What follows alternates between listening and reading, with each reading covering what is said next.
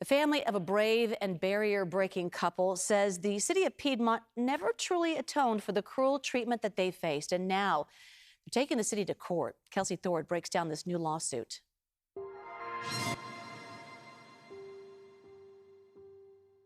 The descendants of the first black homeowners in Piedmont are suing the city more than 100 years after they say a sustained campaign of threats and actions drove their great-grandparents, Sidney and Irene Deering, from their home. A 500-person mob, threats of lynching, multiple bombings, seeking to force them to sell or rent their home to a white person because the city and the neighbors did not want a black person to own a home at the time. Leah Aiden is senior counsel with the Legal Defense Fund. She is representing the descendants of the Deering family in this case and says even all these years later, it is important the city own up to its actions. The complaint is largely around the city of Piedmont's actions to go to court and use the justification that they needed the Deering's property, that they needed to seize it in order to build a public road. According to the lawsuit, at the time the Deerings bought their home in 1924, Piedmont prided itself on being an exclusive enclave for white professionals. They say the city's police chief was even a high-ranking member of the Ku Klux Klan.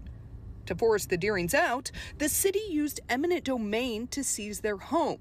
But instead of building a road like they said they needed to, they sold the home to a white family.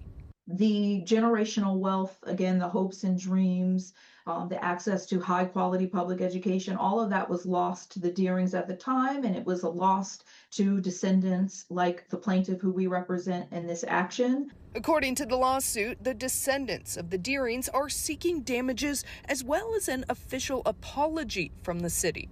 Has to include an apology, monetary compensation, or other forms of relief that we think can begin to repair the damage that has been done because of governmental action then with impact today.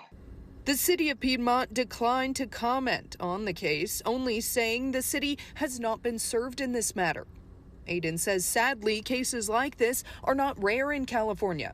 They have represented families with similar stories across the state.